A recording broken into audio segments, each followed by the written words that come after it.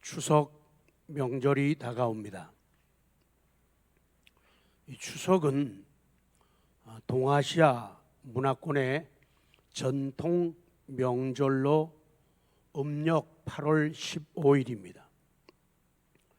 북한이나 중화권, 베트남 등지에서는 추석을 쇠는데 추석이라고 하는 단어는 우리 한국에서만 쓰는 단어입니다. 중국이나 베트남에서는 보통 뭐라 그래요? 중추절이라고.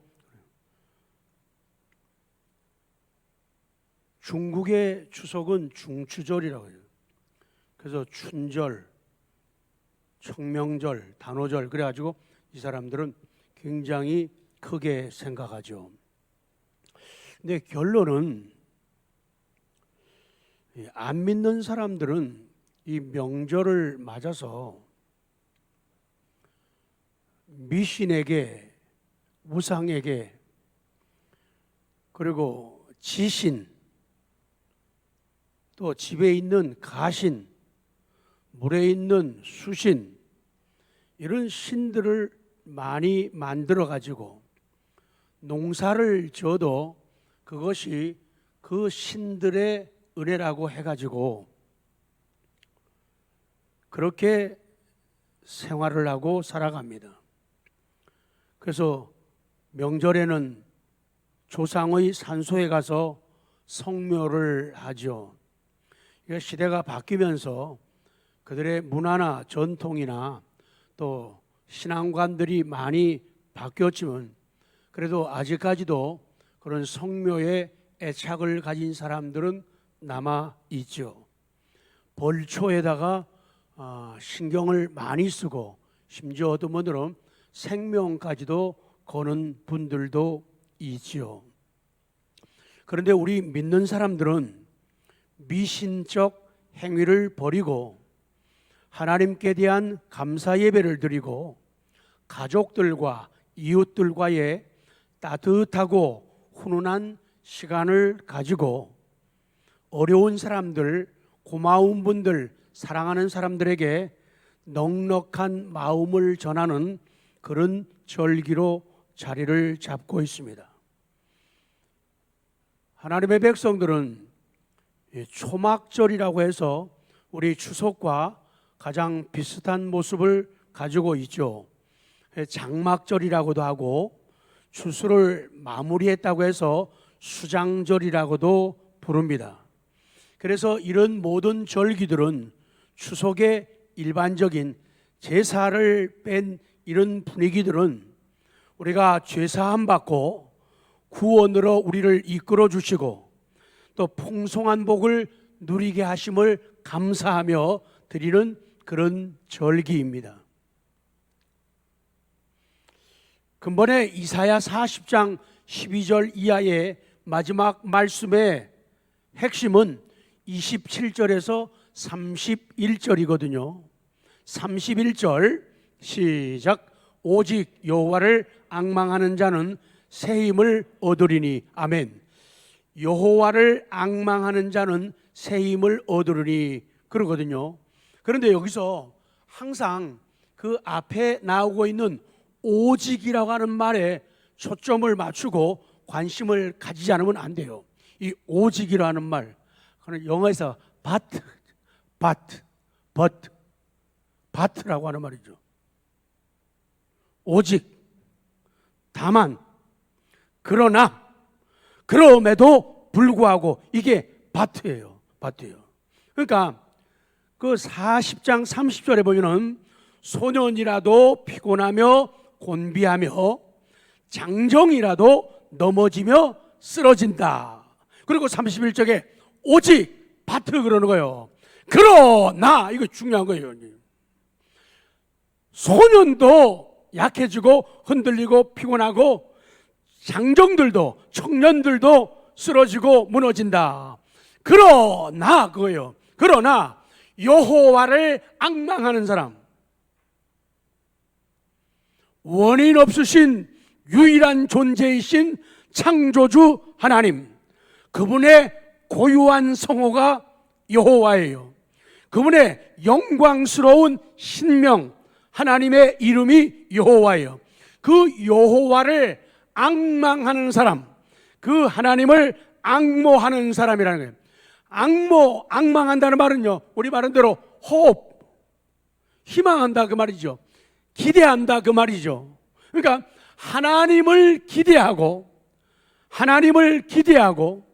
하나님을 바라고 하나님을 희망하는 사람은 그렇게 되는 거예요. 그런 사람은 뭐냐? 새 힘을 얻으리니 그들의 힘을 회복하게 될 것이다. 과거에 가졌던 힘, 에너지, 생명, 이것들을 다시 회복한다는 거예요. 그러니까 하나님을 앙망하고 호프하고 하나님을 기대하고 바라지 않으면은 회복의 길로 나아갈 수가 없다는 거예요.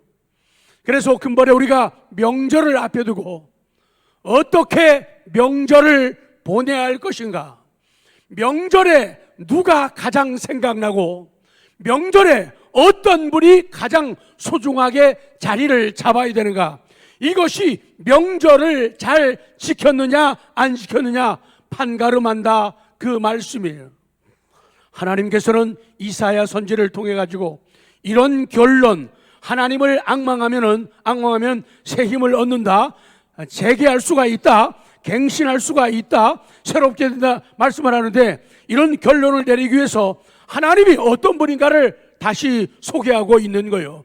하나님께서는 이사야 선지자를 통해서 극심한 고난을 당함으로 힘들어하는 이스라엘 백성들, 하나님의 구원의 능력을 의심하고 있는 이 사람들, 코로나 시대가 되니까 목회자들이 붙잡혀가요, 성도들이 붙잡혀가요, 벌금 때려 맞아요, 교회가 잠겨집니다.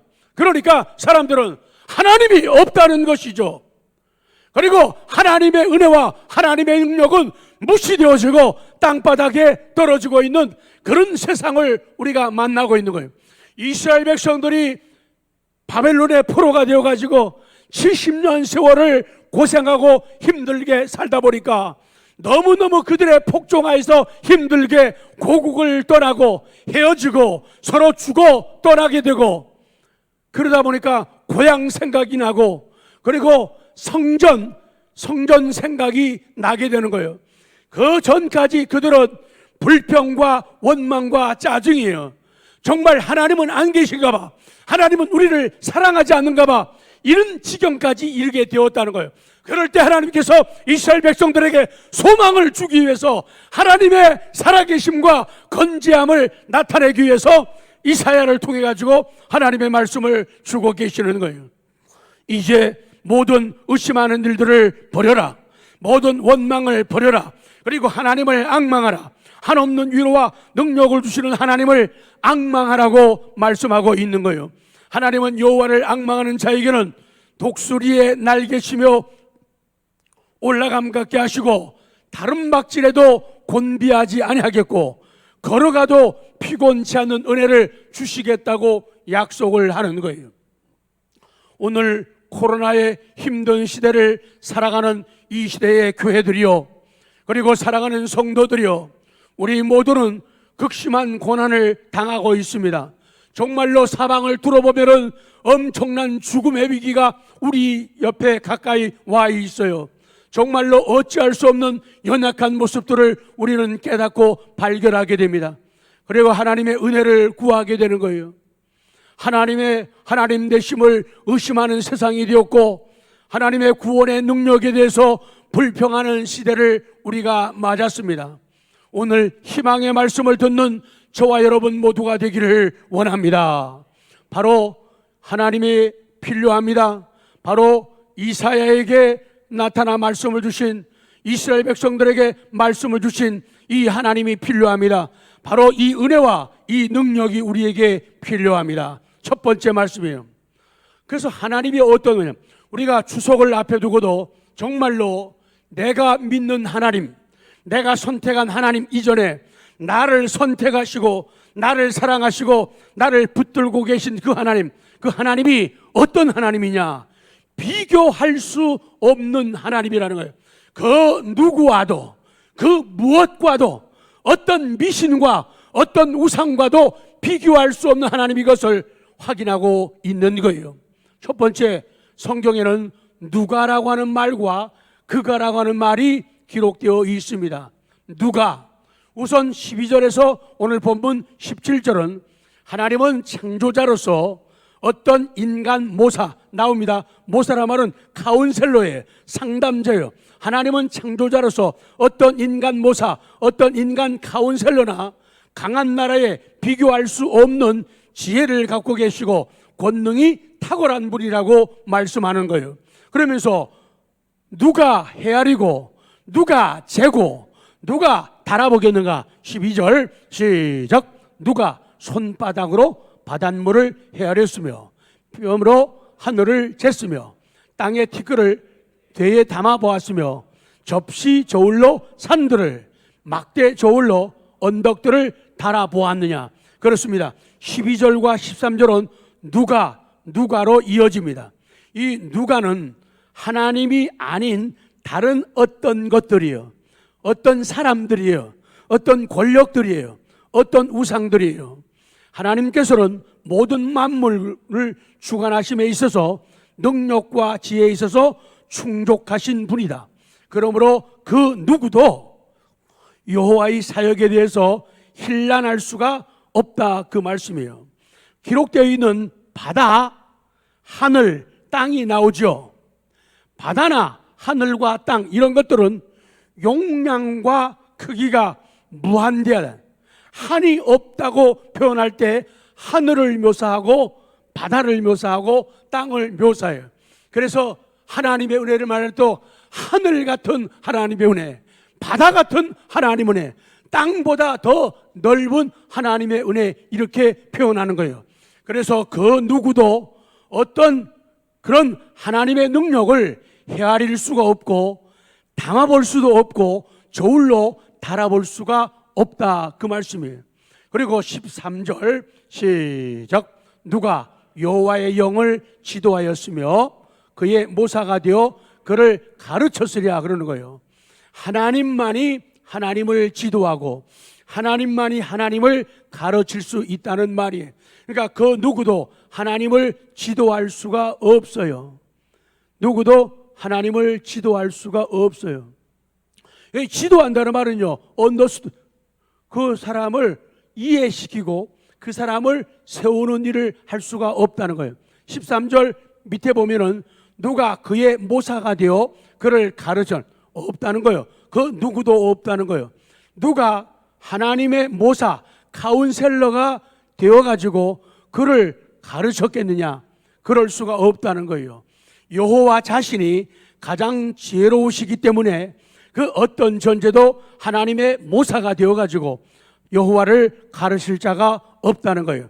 그래서 12절, 13절에서 아무도 하나님의 능력을 헤아릴 수 없다. 그래서 누가 이렇게 말씀하고 있는 거예요. 그 다음에 14절, 17절은 하나님의 전능하심에 대한 고백이에요. 그가 아까 말씀한 대로 그가는 여호와 하나님이에요. 누가는 여호와 하나님이 아닌 다른 것들, 다른 사람들, 다른 권력들, 다른 열방, 나라. 열방이라고 말은 나라라는 뜻이에요. 다른 나라라는 게 열방이라는 뜻이에요. 그 14절에는 그와 누가 섞여 있죠. 누가가. 자, 14절 시작. 그가 누구와 더불어 의논하였으며 누가 그를 교훈하였으며 그에게 정의의 길로 가르쳤으며 지식을 가르쳤으며 통달의 도를 보이는. 통달의 도, 통달이란 말이 똑같아요. understand예요. 이해의 길도자예요. 통달의 도라는 이해하는 길을 가르쳤느냐, 그 말씀이에요. 그렇습니다. 여호와 하나님은 누구와도 의논하지 않으십니다. 누구도 교훈할 수가 없으십니다. 누구도 하나님께 정의의 길을 가르칠 수가 없어요. 누구도 하나님께 지식을 가르칠 수 없고 누구도 하나님께 이해의 길을 보일 수가 없는 거예요. 그분은 전능하신 하나님이십니다. 그래서 하나님 앞에는 모든 열방이, 나라가 아무것도 아니다. Yes, I know. 적어도 나를 사랑하시는 하나님 애플해 주세요. 내가 사랑하는 하나님, 난 정말 그분을 알아요. 그러면은 세상이 달라 보입니다. 추석이 새로워지고 인생이 달라집니다.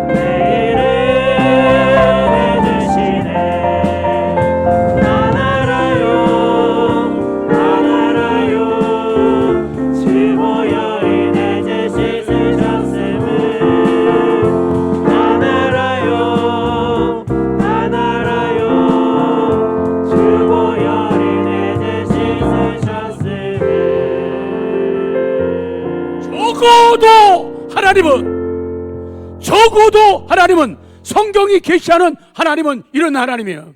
약한 나에게 힘을 주시는 분이에요. 아멘. 약한 나에게 뭐를 주시는 분이에요? 힘을 주시는 분이에요. 산에다가 뭐를 내세요? 길을 내시는 분이에요. 길 내시는 분이에요. 사막에서 물이 터지게 하시는 분이라는 거예요. 어두운 밤을 낮으로 바꾸시고 그러는 분이라는 거예요. 그러니 그 하나님을 바르게 알고 그 하나님을 바르게 만나면은 인생 새롭게 되는 거예요. 그러면은 명절에 세상 사람들의 미신과 우상과 사람에게 파묻히는 그런 생활이 아니라 그 생활과 함께 그 삶을 기뻐하고 즐기면서 위로 하나님을 높일 때에 우리 삶이 얼마나 윤택해지고 놀라워지겠는가 생각만 해도 가슴이 뛸 수밖에 없는 것이죠. 자, 그래서 난 알아요, 난 믿어요. 웨스트민스터 신앙고백 제2장 하나님과 삼위일체에 관하여 2장 1조. 자, 읽기만 해도 성경을 요약한 거예요. 하나님의 속성. 자, 시작. 하나님의 속성들. 자, 살아계시고 참되신 하나님은 오직 한 분만이 계신다.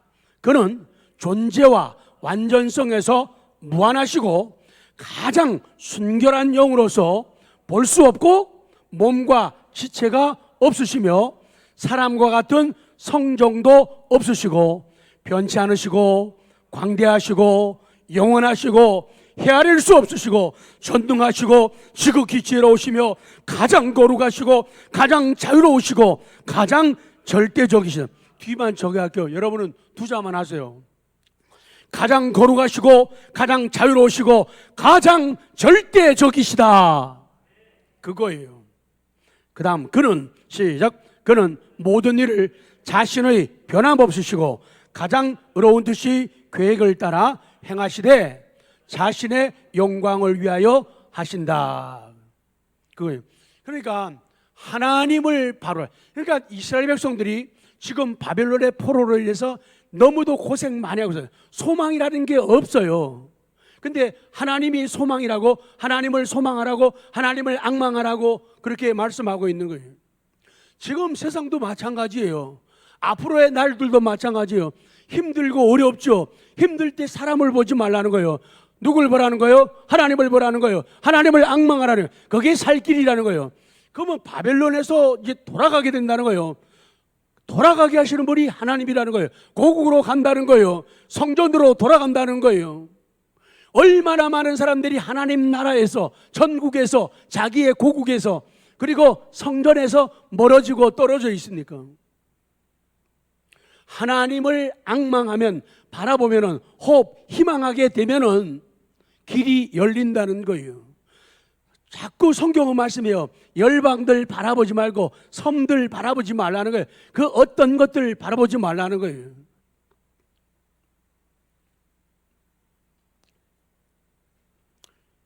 (17절)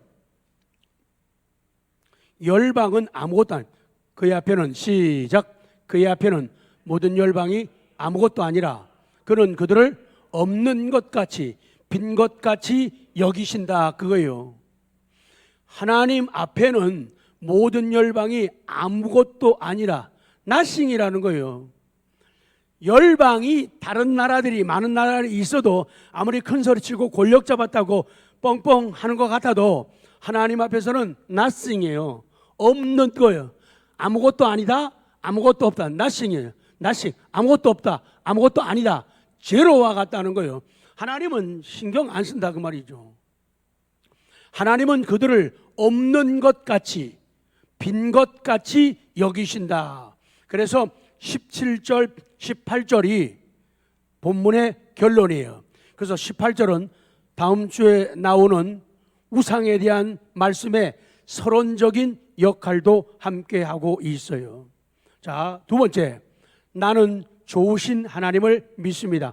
아까 신앙고백 2장 뒤에 부분, 그는 가장 사랑이, 자, 기도하는 믿음으로 시작. 그는 가장 사랑이 많으시고 은혜로우시며 긍휼이 많으시고 오래 참으시며 인자와 진실이 많으시고 죄악과 죄가와 죄를 용서하시고 자기를 부지런히 찾는 자들에게는 상 주시는 이시다.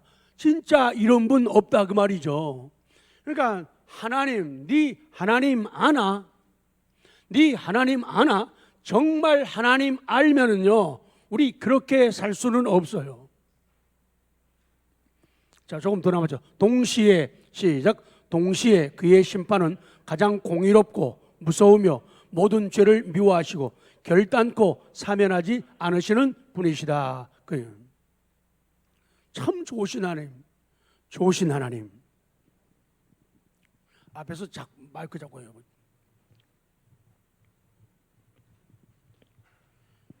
그 말씀 하나하나가 이어지는 부분이 찬양이 어떻게 연결되는가를 성령 안에서 감지하게 되면 감동과 용기, 결단은 넘쳐나죠.